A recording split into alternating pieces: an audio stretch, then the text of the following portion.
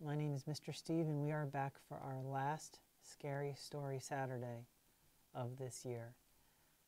Today we're going to read two more stories from the very famous scary story book, Scary Stories to Tell in the Dark by Alvin Schwartz. The first story we're going to read in here is called The Big Toe.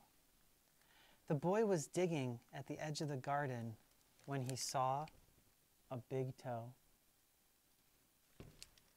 He tried to pick it up, but it was stuck to something. So he gave it a good hard jerk, and it came off in his hand. Then he heard something groan and scamper away. The boy took the toe into the kitchen and showed it to his mother. "It looks nice and plump," she said. "Maybe we'll put it in the soup for dinner." That night, his father carved the toe into 3 pieces, and they each had a piece. Then they did the dishes, and when it got dark, they went to bed. The boy fell asleep almost at once. But in the middle of the night, a sound awakened him. It was something out in the street. It was a voice, and it was calling to him.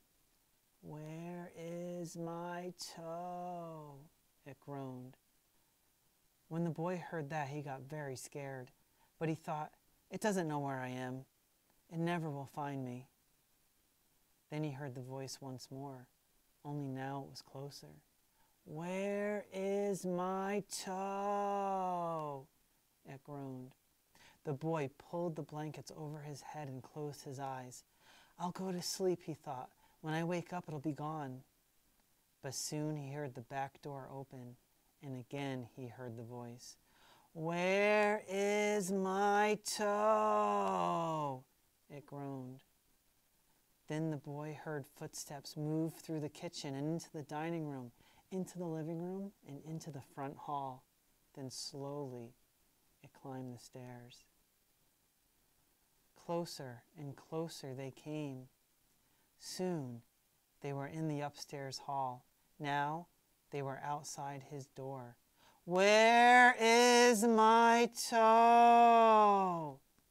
the voice groaned. His door opened. Shaking with fear, he listened as the footsteps slowly moved through the dark towards his bed. And then they stopped. "Where is my toe?" the voice groaned. And then silence. "You got it!" And that's the end of that story. That was The Big Toe. The second story we're going to read is called Cold as Clay. A farmer had a daughter for whom he cared about more than anything on earth. She fell in love with a farmhand named Jim, but the farmer did not think Jim was good enough for his daughter. To keep them apart, he sent her to live with her uncle on the other side of the county. Soon after she left, Jim got sick and then wasted away and died. Everybody said that he died of a broken heart. There's a picture of him. The farmer felt so guilty about Jim's death. He could not tell his daughter what had happened. She continued to think about Jim and the life that they might have together. One night, many weeks later, there was a knock on her uncle's door. When the girl opened the door, Jim was standing there. "Your father asked me to get you," he said. "I came on his best horse." "Is there anything wrong?" she asked. "I don't know," he said. She packed a few things and they left. She rode behind him, clinging to his waist. Soon he complained of a headache. "It aches something terrible," he told her. She put her hand on his forehead. "Why, you are as cold as clay," she said. "I hope you're not sick." And she wrapped her handkerchief around his head. They traveled so quickly that in a few hours they reached the farm. The girl quickly dismounted and knocked at the door. Her father was startled to see her. "Didn't you send for me?" she asked.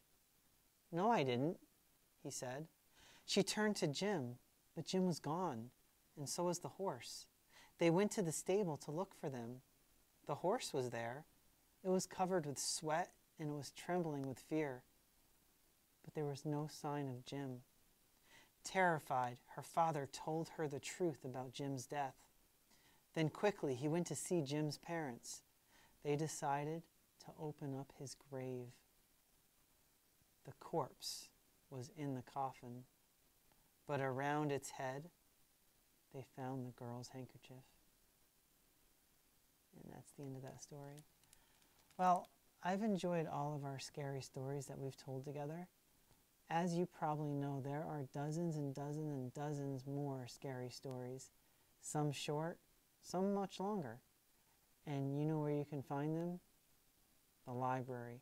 Go to your public library and ask your librarian to show you where the scary stories are, if you dare.